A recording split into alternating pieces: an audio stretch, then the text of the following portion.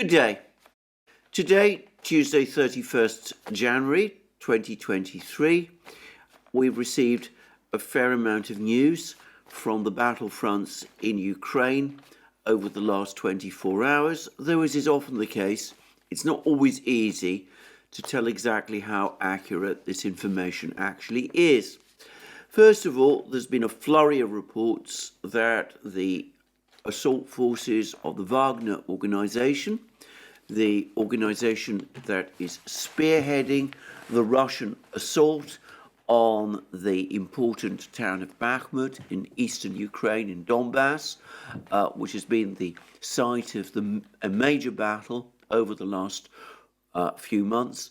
Well, there were reports yesterday afternoon that the assault forces of the Wagner organization have either reached or cut the main road leading to Bakhmut, through Ivanivka, a village to the west of Bakhmut, and which originates in another small town, Chasov Yar. Now, I should make it clear that it seems that the Russians have not yet fully stormed Ivanivka. That remains, at least in part, under Ukrainian control. But it does seem that they have sent some of their forces to the west of Ivanivka itself. In other words, they've been trying to bypass Ivanivka, perhaps to encircle Ivanivka, and the effect has been possibly to cut the road leading from Chasov Yar to Ivanivka, and then beyond Ivanivka to Bakhmut itself. It all looks a little tentative. I suspect that the Russians won't feel that they've fully cut off the road until they capture Ivanivka itself, but at least those are the reports we were getting yesterday. And there's been a report about all this fighting from the Russian news agency TASS, which I'm now going to read. And it reads as follows, and this is a report that came out yesterday afternoon. Wagner fighters partially control Chasov Yar Artyomovsk Road, says Donetsk People's Republic official. And the article goes on to say, fighters from Russia's Wagner private military company are partially controlling the road from Chasov Yar to Artyomovsk, called Bakhmut in Ukraine, used by the Ukrainian military as a supply route. Yan Gagin, military political expert and advisor to the acting head of the Donetsk People's Republic, told TASS on Monday. Wagner fighters are in partial control of that road. Battles are raging for full control of that supply route, he said. There were already instances when Russian forces destroyed the enemy's equipment moving along that route, but it is early to talk about full control of that area by gunfire. The roads of full control will enable the Russian troops to block the enemy battle group and deprive it of the possibility to redeploy reserves. So that's the report that came out yesterday on TASS, that there's fighting along this road, close to this road. It seems to be taking place west of Ivanivka, but we've seen that this report on TASS accepts that the road is not yet fully cut off and there is still fighting going on around there. Now, interestingly, yesterday as well, and indeed this morning, there was a lengthy report by Roland Oliphant in the Daily Telegraph. I should say Roland Oliphant is a veteran amongst British reporters covering the crisis in Ukraine. Anyway, there was a report from Roland Oliphant in the Daily Telegraph, which appears to confirm that Ukraine is facing an operational crisis in the area around Bakhmut and Chasov Yar. I'm not going to read the entire article because it's behind a paywall, but I will read some extracts from it. If Bakhmut is a boulder slowly vanishing under the Russian tide, Chasov Yar is the next rock up the beach, mostly dry but already lapped by the breakers. For more than 6 months, the Russians have battered themselves against Bakhmut, 7 miles to the east of here. He means Chasov Yar. They have taken tremendous casualties in exchange for a snail's pace advance. But in the past couple of weeks, they have made progress inside the city.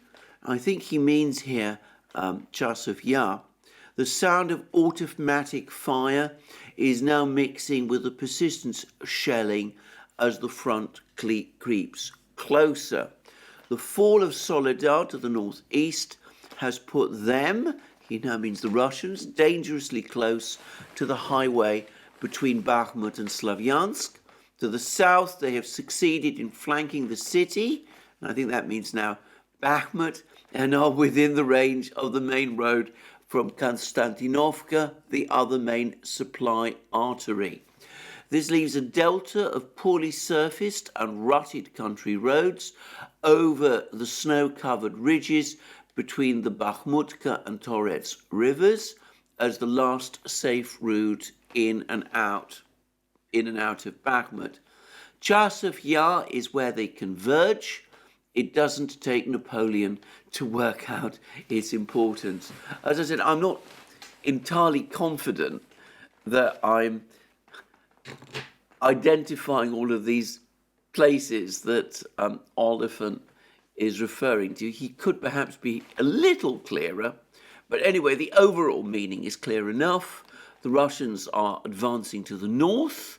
They're cutting off the roads to the north. They're advancing to the southwest of Bakhmut.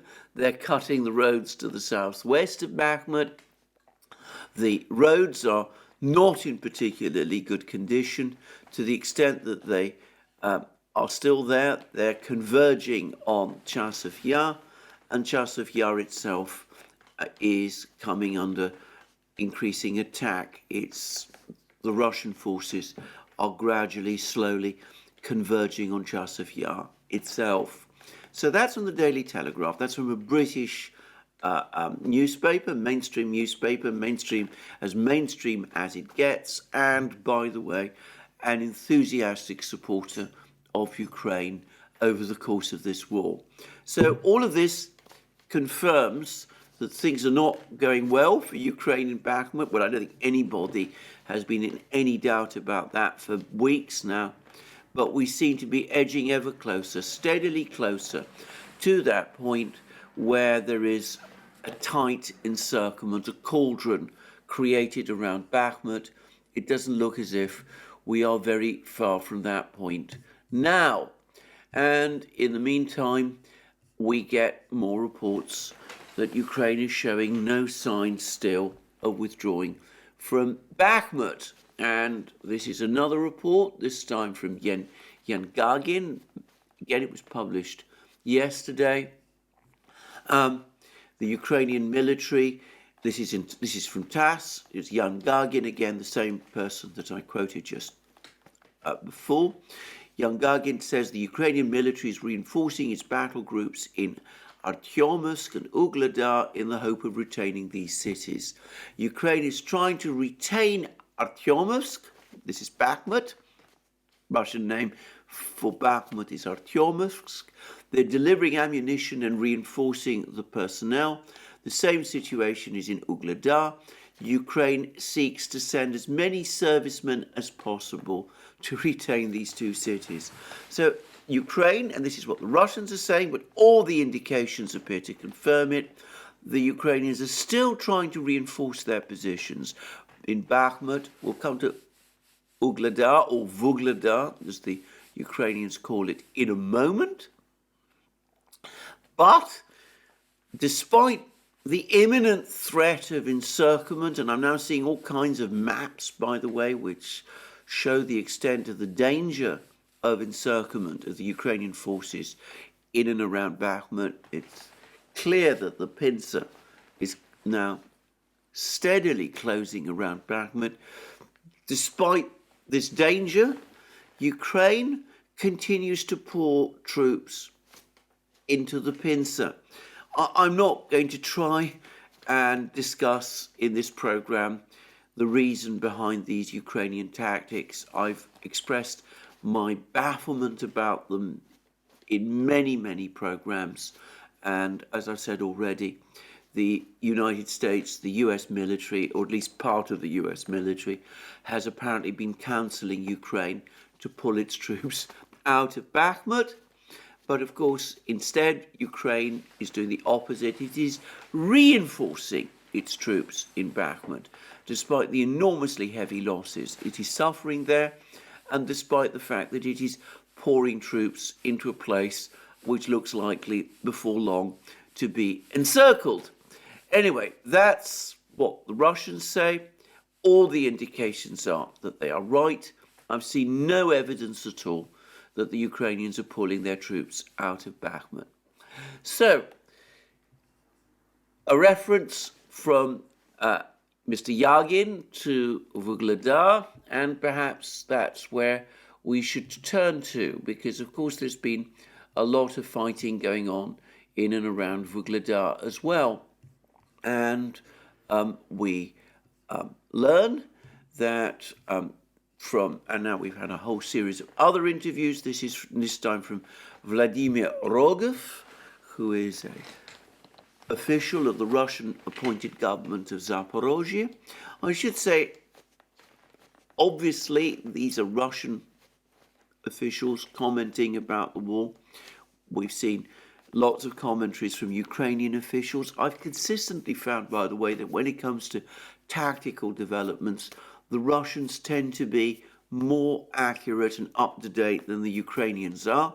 And that's often the case even when the Russians have suffered a setback and are in some form of retreat. So that's basically why I'm taking these reports from the Russian side. You can take them with a pinch of salt if you like. But anyway, I will continue to base my reports in these programs, for the moment at least, on these Russian reports. So this is Vladimir Rogov talking this morning to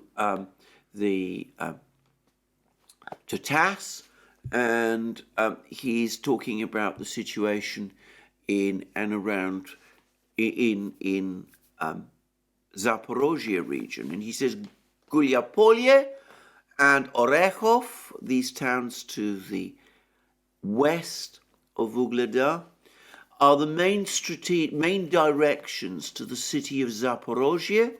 These are the supporting strategic points which, together with Kamenskoye, were built as a foundation of Ukrainian positions. Today, Kamenskoye is not controlled by Ukrainian militants. Russians like to refer to Ukrainian soldiers as Ukrainian militants.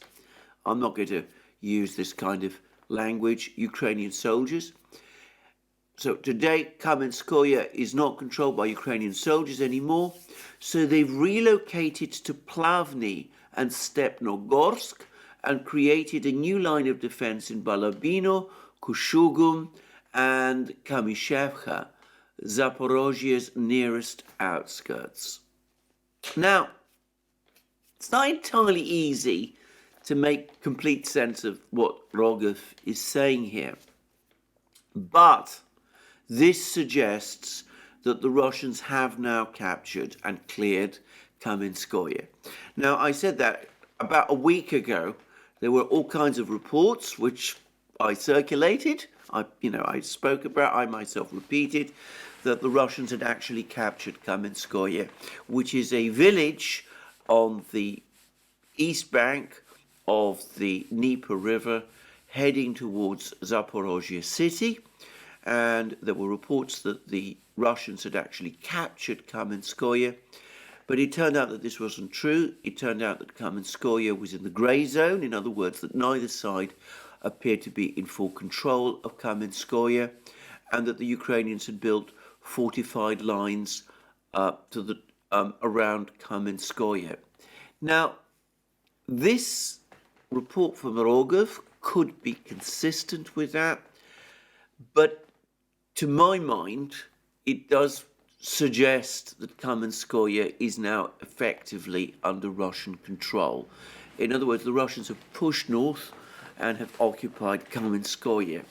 And this has forced the Ukrainians to relocate their troops to a further defense line and in Plavny and Stepnogorsk, I'm not quite sure where these places are, and that they seem to be creating, according to Rogov, a new defense line in other places, which again, I don't quite know where they are, in Balabino, Kushugum, Kamyshevacha, Zaporozhzhia's nearest outskirts. Now that would imply that the Russians are indeed heading towards Zaporozhzhia city, which is a very important development if it is true.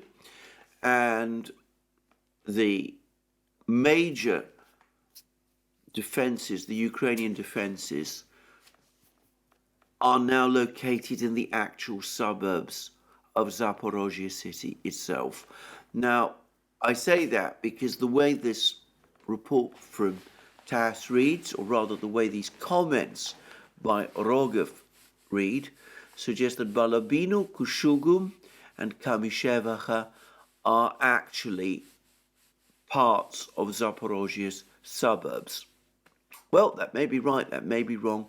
We will get more clarity, I think, fairly soon.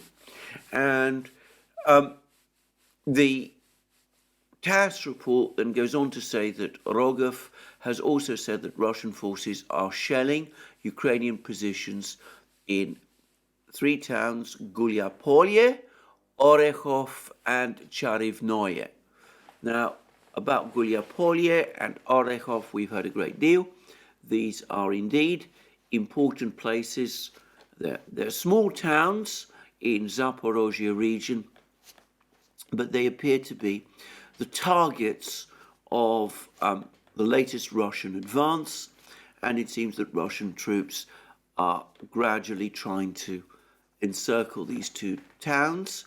And as I've said in previous programs, trying to understand what the Russians are planning in Zaporozhzhia region will, to a large extent, at least for me, be determined by the extent to which the Russians press forward with their attacks on Gulyapolye and perhaps on Orekhov especially.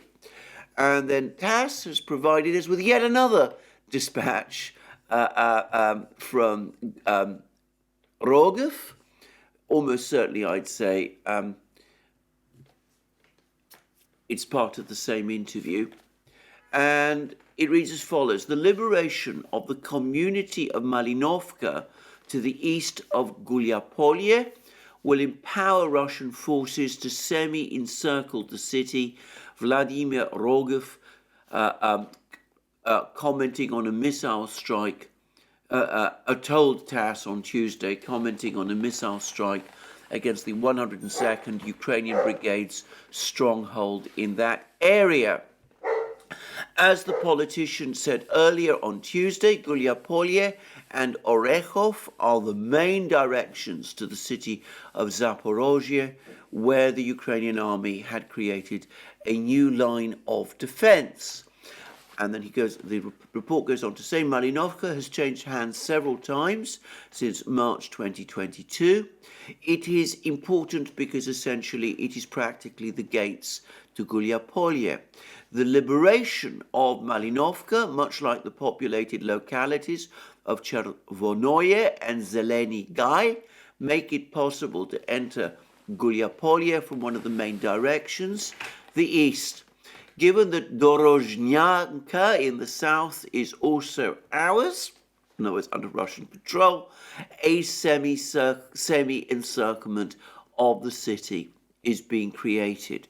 Now, this would imply, all of this would imply, that the Russians are indeed working towards the capture of Gulyapolye.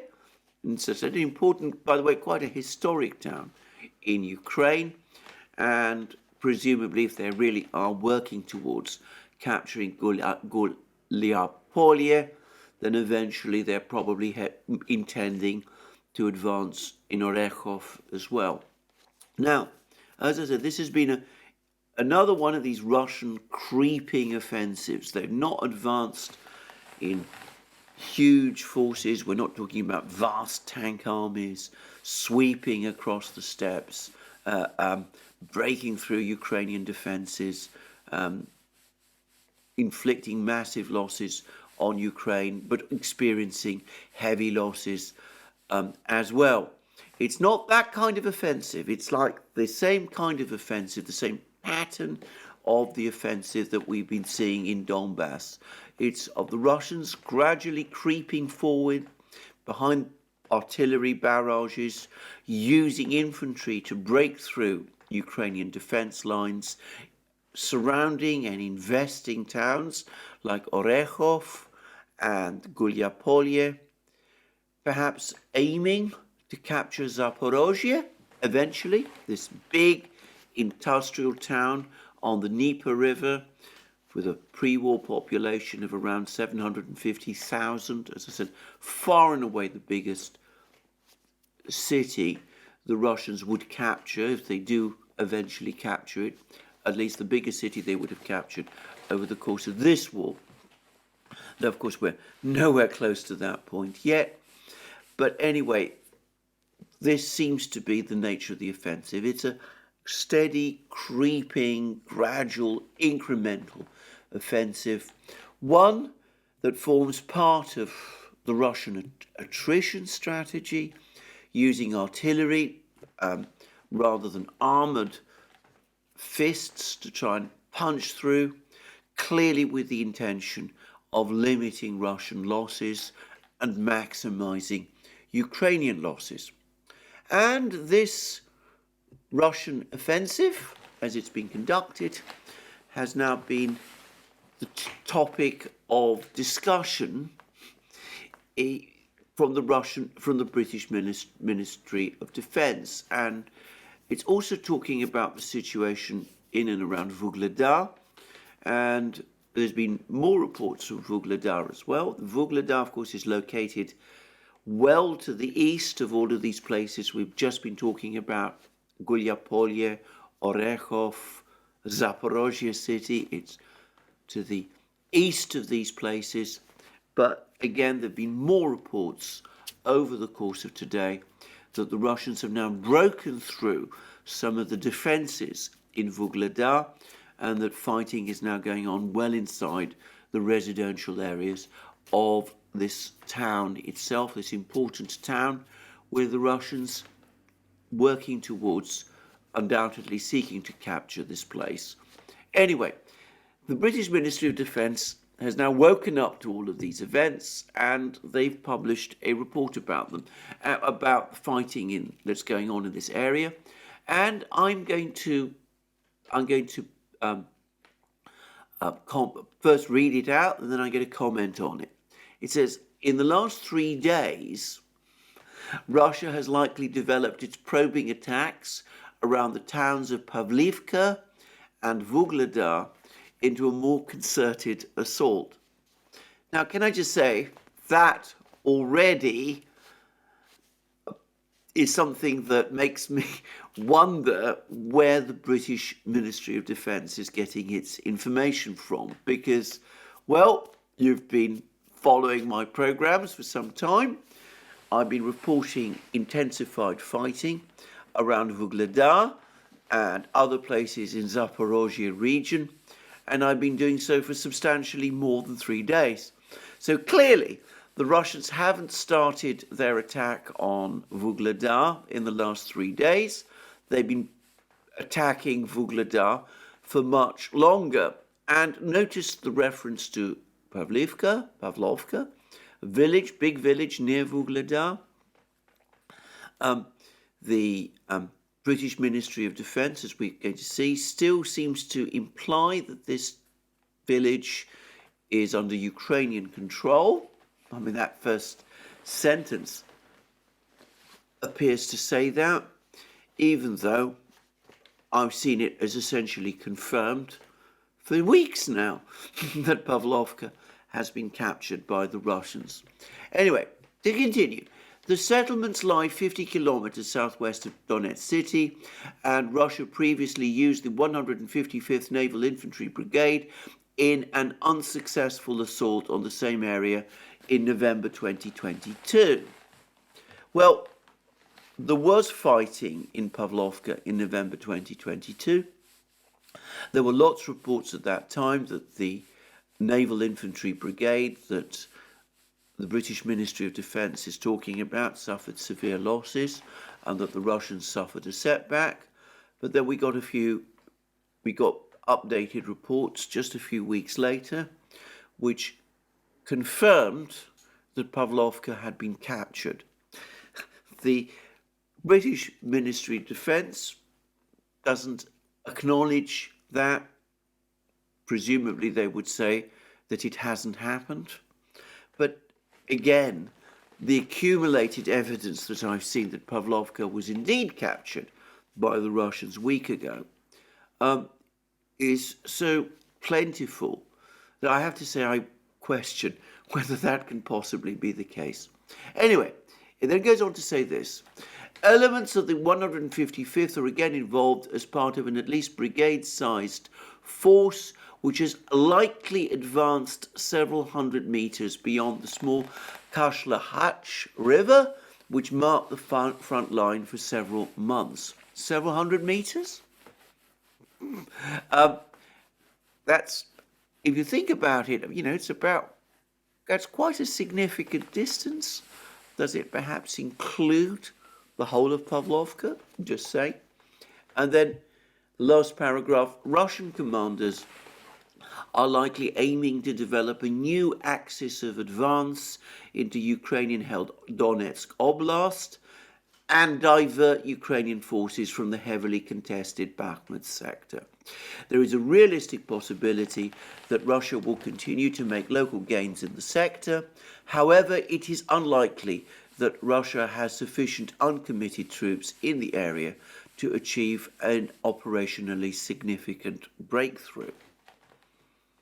Well, the one part of this paragraph, and indeed the whole report, which does seem to me plausible, is that part of the purpose of these Russian advances, not just towards Vuhledar, but also Orekhov, Gulyapolye, Zaporozhzhie city as well, is to force the Ukrainians to disperse their forces, not to concentrate them on defending Bakhmut.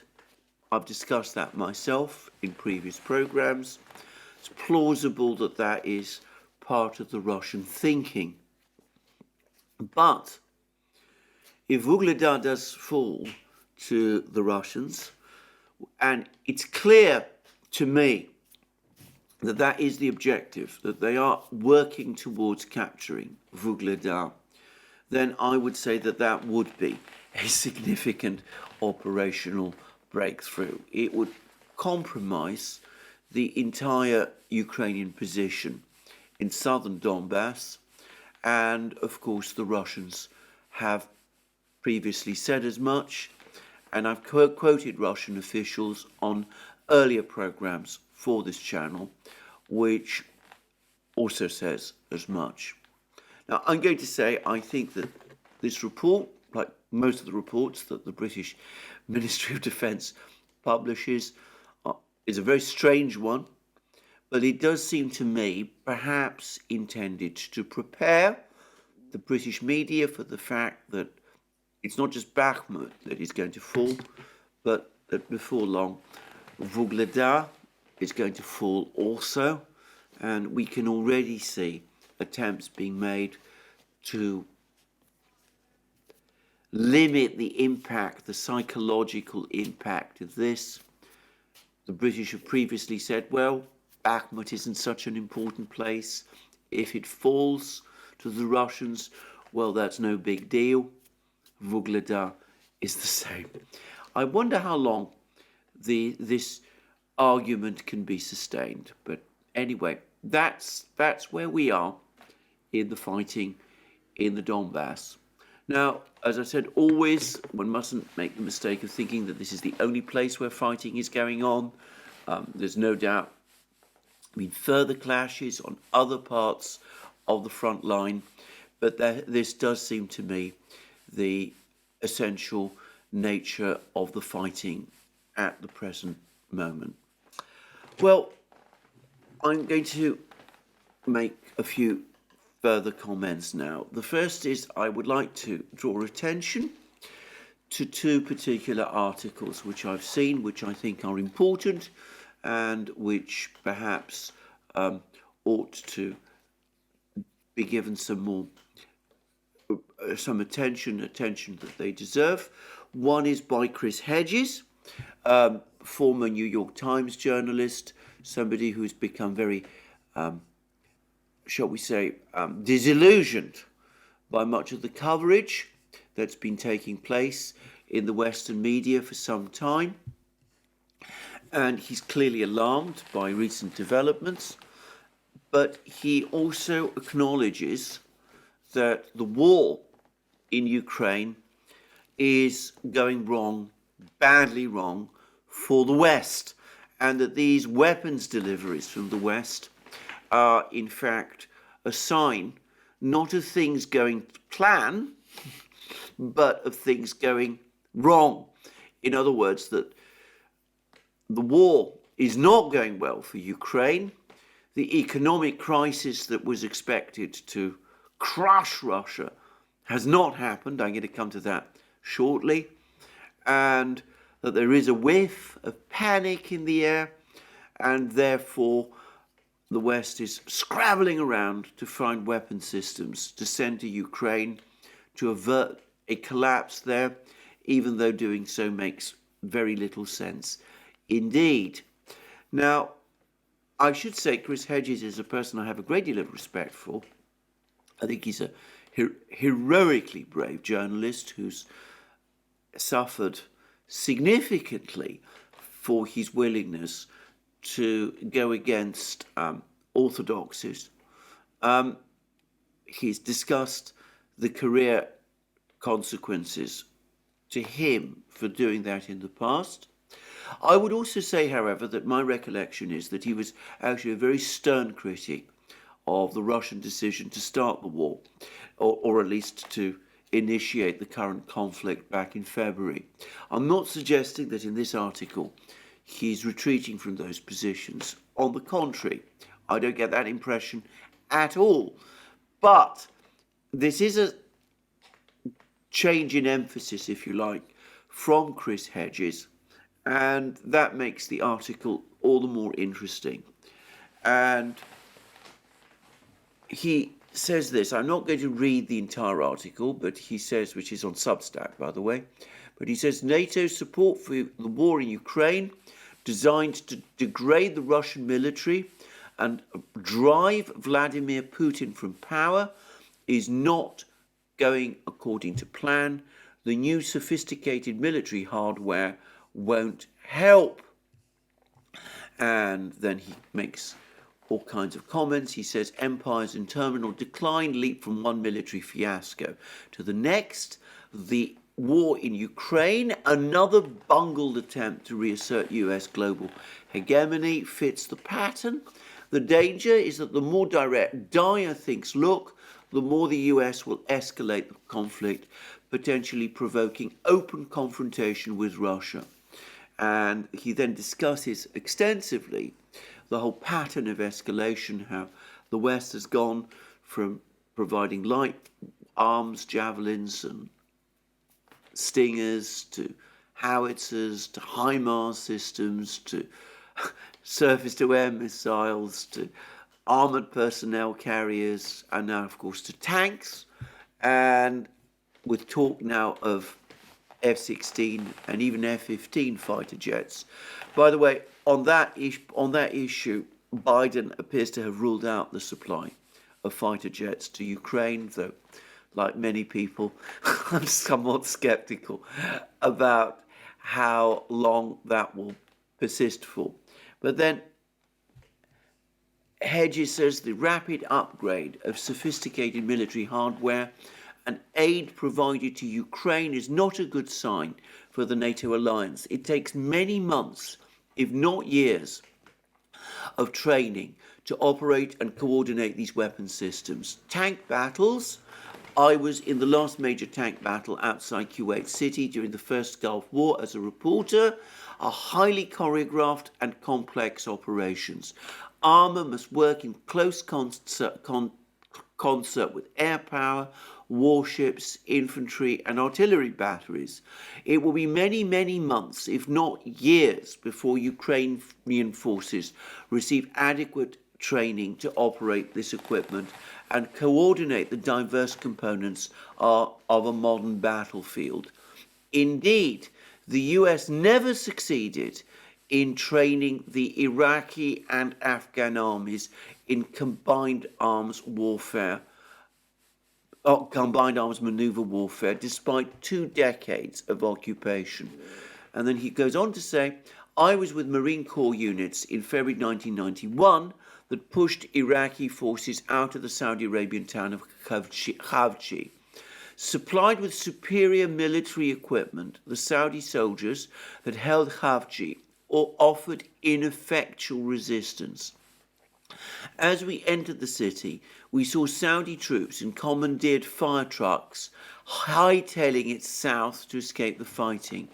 All the fancy military hardware which the Saudis had purchased from the US proved worthless because they didn't know how to use it.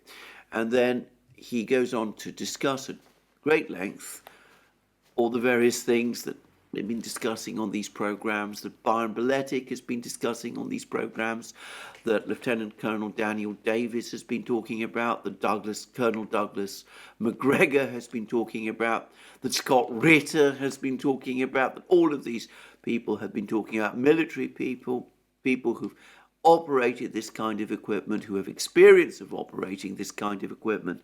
They're all saying that this is extremely difficult equipment to use. It requires very, very high levels of training. And he discusses how difficult it is to operate this equipment in battle. And he discusses all the problems with that equipment. He also talks about the economics.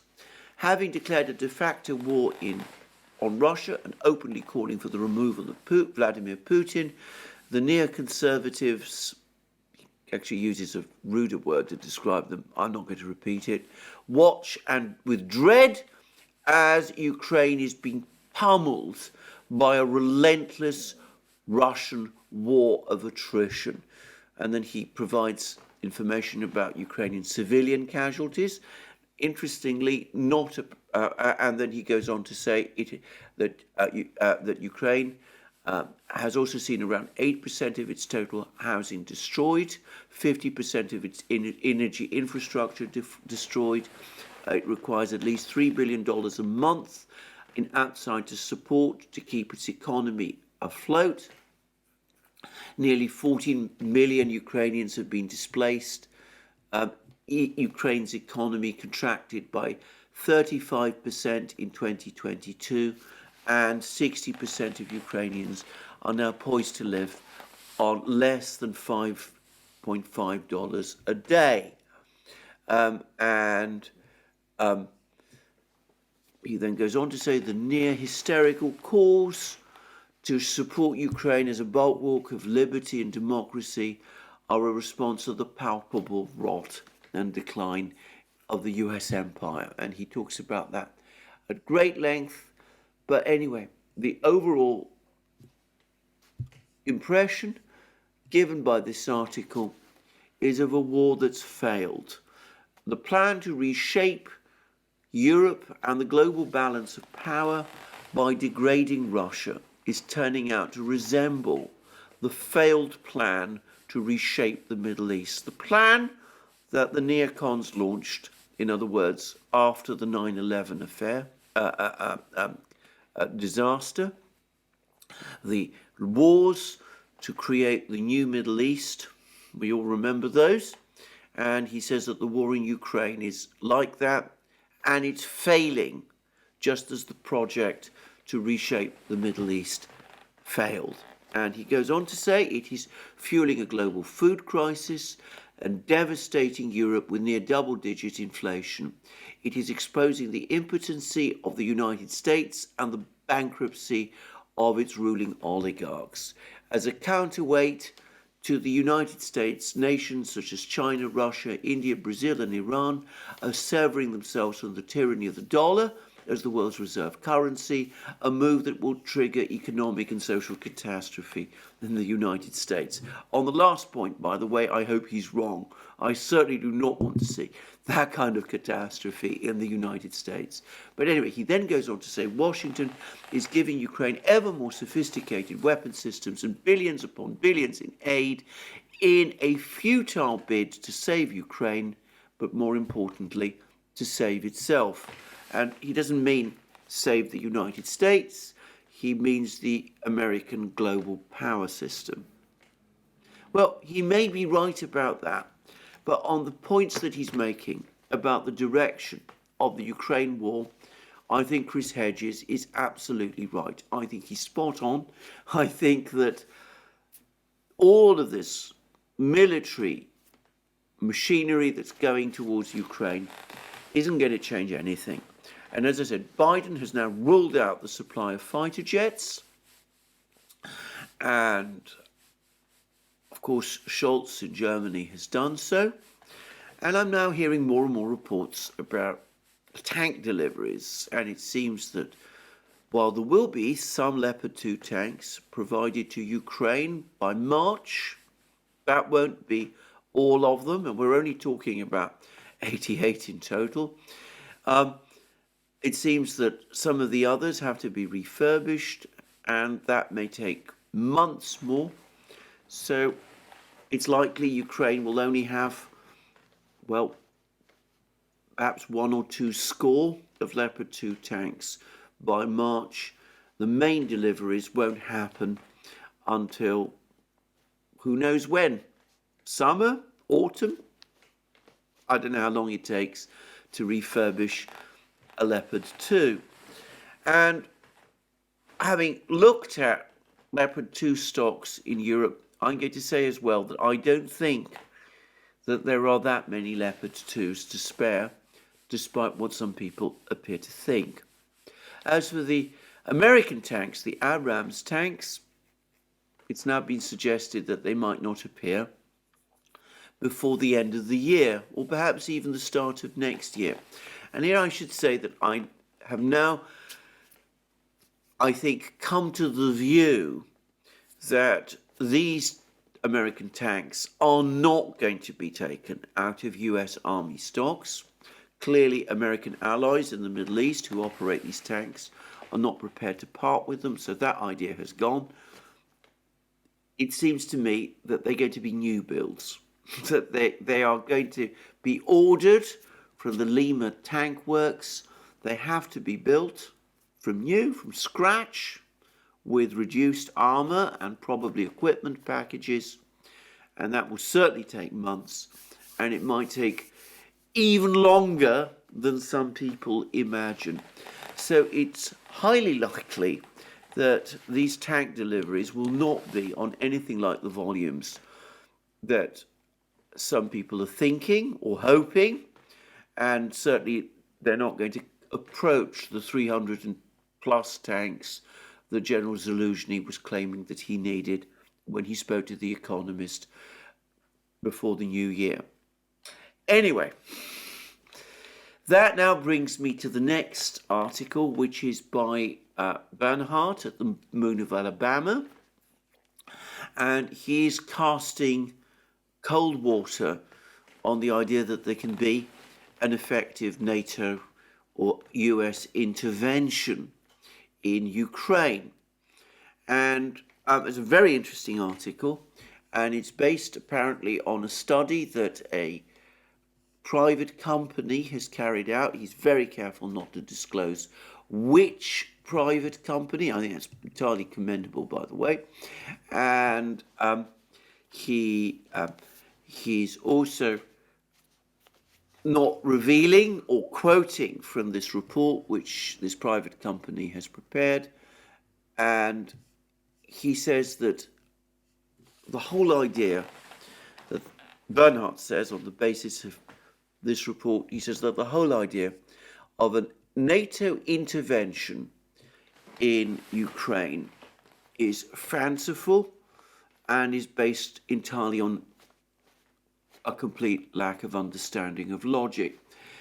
He says it took the United States some 9 months to assemble a force of some 700,000 US and 250,000 Allied troops with all their equipment in 1991 for Operation Desert Storm, the operation that drove the Iraqis out of Kuwait. He says Iraq had an estimated 650,000 troops in the theatre. The US first created total air superiority by destroying Iraq's fighter aircraft and air defense forces. And I remember that air campaign, which was incredibly intense, took weeks. And then he says, with that done, it took only 100 hours of ground operations to destroy a third of the Iraqi forces. The rest of the Iraqi army retreated under fire towards Baghdad. And Bernhard goes on to say there are some 550,000 Russian troops in and around Ukraine. A hypothetical operation to kick Russia out would therefore have to be about the same size as Desert Storm. But the geographic dimensions differ, and he goes on to say that Russia occupies some 87,000 kilometers of Ukraine. Desert Storm theatre around Kuwait was 5 times smaller. A hypothetical US coalition, the size of the force that was used in Desert Storm, could probably cross the Dnieper and cut off Crimea, but it could do little more than that.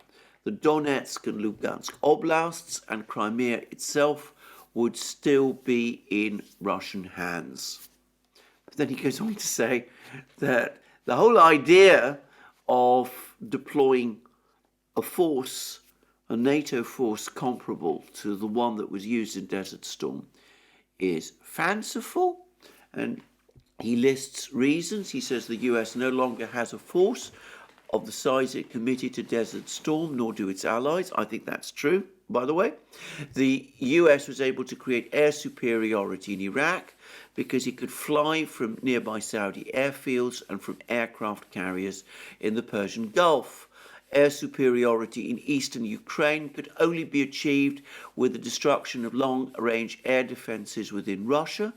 The next safe airfields the US could use are in Poland and Romania. No US aircraft carrier will dare to enter the Black Sea, nor, by the way, would the Turks allow it to. That's another story. US fighter planes do not have the necessary reach for combat missions in eastern Ukraine. And then he goes on to say the Ukrainian railway system is by now a mess. It is incapable of moving a large force from the west into the east of Ukraine, certainly not one of 1 million men, not in any quick period of time. And goes on to say any attempt to move a large force through Ukraine would be subject to deep battle interdiction by Russian and Belarusian forces, and Iraqi equipment was badly maintained and Iraqi forces were barely trained. Russia has a well-trained, high-tech army. I'm going to go further than that, and I'd say that the logistics involved in operating a force of 1 million men, if that's what the real size of the force that was deployed in Desert Storm, trying to sustain a force of that scale in eastern Ukraine over the enormous distances involved. I mean, that is a colossal undertaking. I mean, it could in theory be done, but it would take many, many months, perhaps even years, to create the kind of logistical infrastructure that would be needed to do it. And I'm sure that Bernhard is right. And I would say that I, too, have come to the view that this whole idea of operating these kind of machines, this kind of war, a direct Western intervention in Ukraine like that, the officials in the Pentagon, the military people in the Pentagon must be advising the White House and Congress that it's completely unrealistic. And I think the same is true, by the way. I'm gradually coming round to the view that the same is true of fighter jets as well. Ukrainian airfields are in no position to sustain the kind of operations that F-16s would require. Operating them from Poland would be possible, but it would have immense difficulties as well and might risk retaliation against Polish airfields by the Russians, which would be deeply concerning. And over and above and beyond that, it would take a very long time to train Ukrainian pilots to the level where they could operate F-16s, and there would be serious political ramifications in using Western pilots, given the risks that some of them might fall into Russian hands. So I think that the more I've thought about it, the pressure to do all of these things is certainly going to be there, but it's going to be extremely difficult to sustain. I would also add to these two very, very interesting articles, a third article by the invaluable Eve Smith at Naked Capitalism, who, like myself, has come to the view that there's now groundswell of opposition within the US leadership, the US military, political, economic leadership to this war in Ukraine, that the Rand Corporation report that I discussed a couple of videos ago is an example of this, that we've had the same indications from the CSIS report about the problems in the Western, and especially specifically the US military-industrial complex sustaining this war, the fact that resources that some people in the Pentagon want to commit to the conflict or emerging conflict with China are being drained away, frittered away in Ukraine. And Eve Smith has come to the view, and I think she's absolutely right, that extraordinary interview by Blinken with David Ignatius, published by the Washington Post, that its true purpose was not to make a realistic offer to the Russians, but rather to somehow stop the pressure that's building up within the bureaucracy for some kind of diplomatic settlement to this conflict before the debacle comes. And I think she's absolutely right. So not two, three important articles that have been published recently by Chris Hedges, by Bernhardt at the Moon of Alabama, by Eve Smith on Naked Capitalism. Now, before I finish, I'm going to just touch on two further points. We have now a report about the Russian economy from the International Monetary Fund. And it's extremely interesting because the International Monetary Fund is now saying that the Russian economy is actually going to return to growth this year.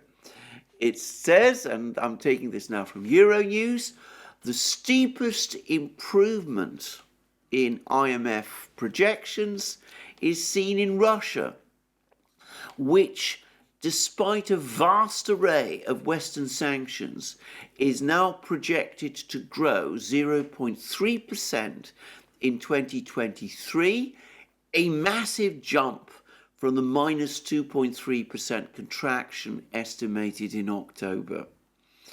And then we are quickly reassured by an IMF official, I think, that somebody called Coever Brooks, that the Russian economy is quite dependent on capital goods coming from the Western countries. As time goes by, the impact of those sanctions, we expect it to be actually higher. If we look at the medium term, if we look out in 2027, the level of output that we are projecting for the Russian economy is significantly below what it was prior to the war. The war is expected to have a very permanent and sizable impact on the Russian economy. Well, I have to say that seems to me absolute nonsense. If the IMF has revised upwards its projections for the economic health of the Russian economy this year, if it says that there was going to, if it was saying in October that there was going to be a minus 2.3% contraction of the Russian economy this year, but it is now projecting 0.3% growth, higher, I believe, than Germany and Britain, just saying, then why assume that any projection extending forward all the way to 2027 is going to be, for the Russian economy, is going to be any more accurate than that projection of continued recession that the IMF was making back in October. I'm going to say one thing about this projection. It's actually more optimistic than that of the Russian economy, Russian government itself. The Russian government still projects a 1% contraction. It's not yet talking about growth this year, actual real growth this year. But you never know. Maybe the IMF is right. Maybe the Russian economy will grow this year. We will get actual positive growth this year. And as I said, ignore anything about what its state might be, what Russia's economic state might be in 2027. That's 4 years into the future. Nobody in economics, especially in this kind of fluid situation that we have now, can predict what the situation in 2027 is going to be for any big economy with any degree of confidence, at least certainly not with the kind of confidence that Ms. Quaver-Brooks is talking about. But anyway, this is the big story, as I said, of 2022, 2023. Russian resilience in the face of sanctions. This is what the West didn't expect. This is why the West has now found itself locked into a war in Ukraine, which Ukraine is losing, and which the West is finding more and more costly to sustain, even as Chinese and indeed Russian power grow ever greater.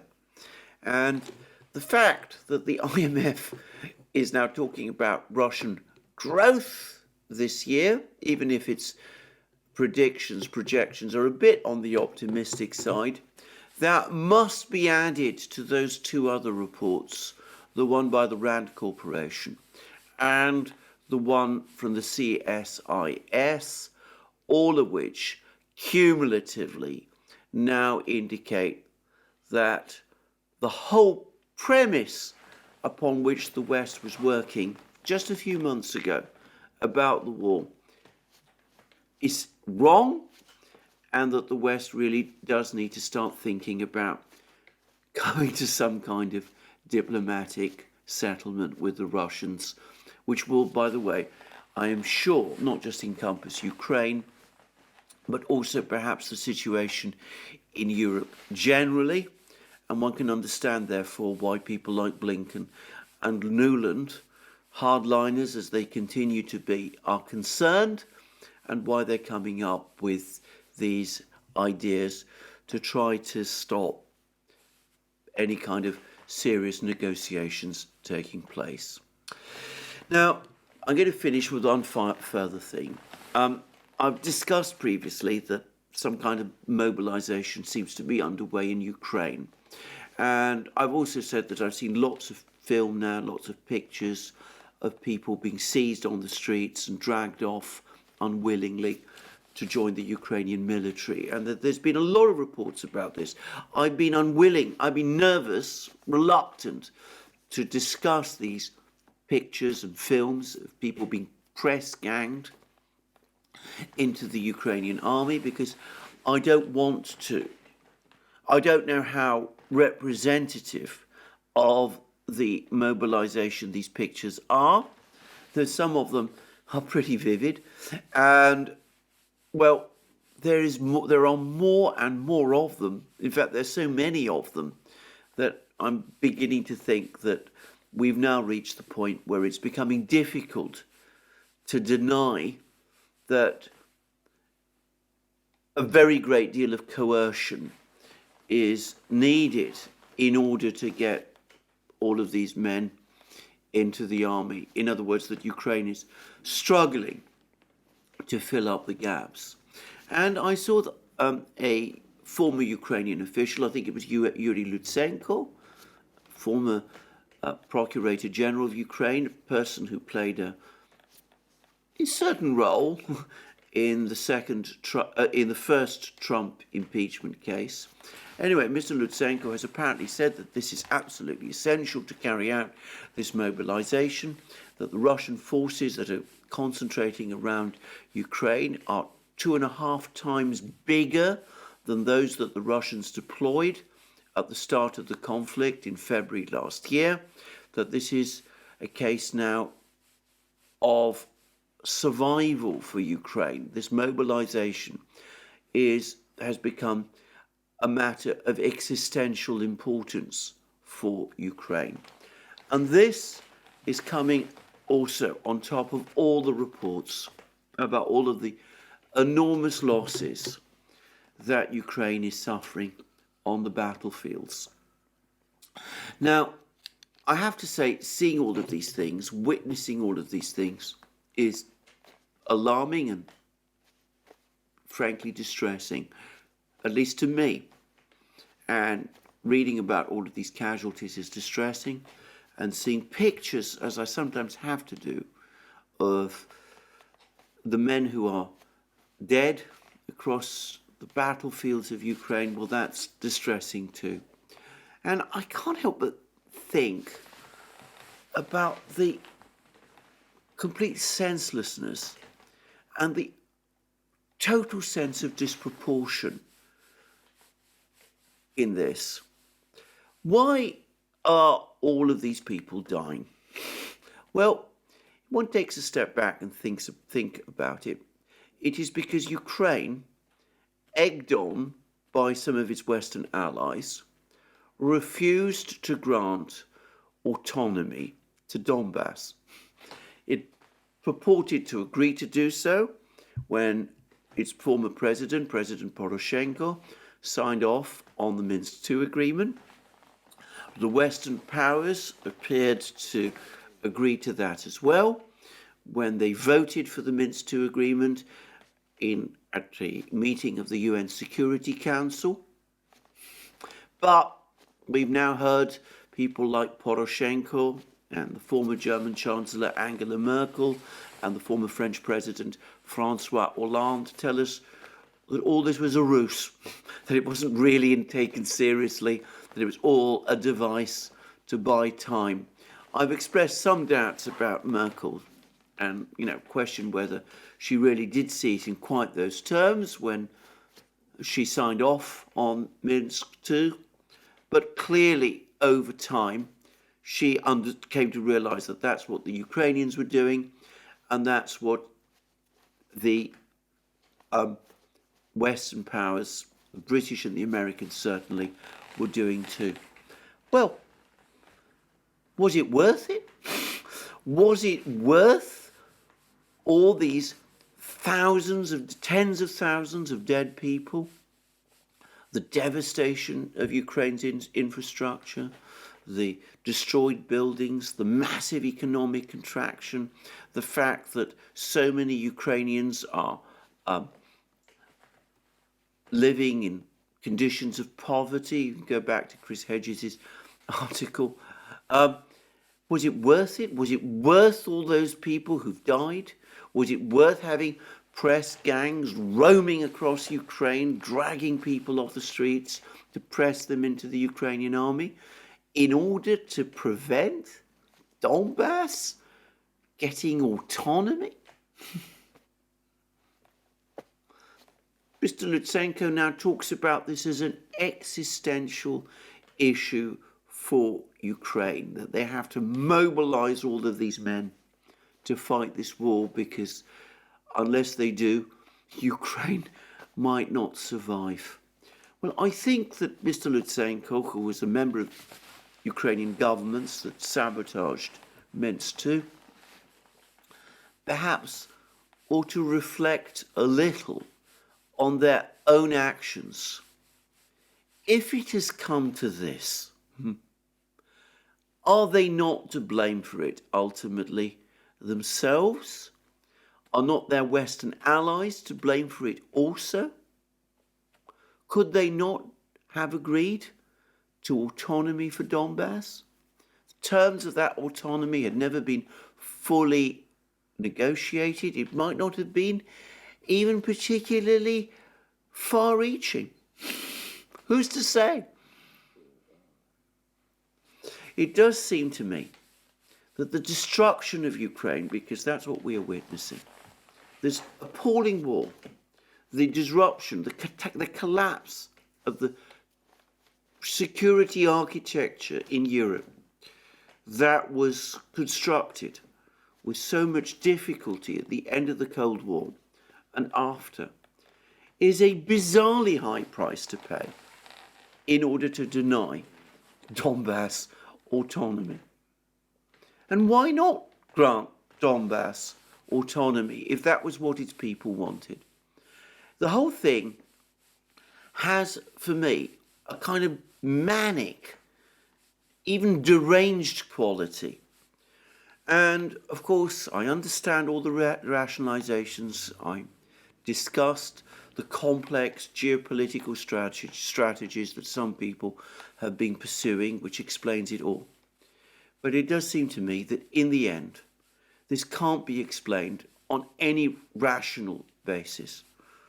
And the cost of all of these geostrategic games and this Ukrainian fixation with a unitary state, discussed, by the way, in a series of excellent interviews that I've done with Glenn Deason and the likes of Richard Sakwa and Nikolai Petro. You can find them all on the Duran on our site on Locals.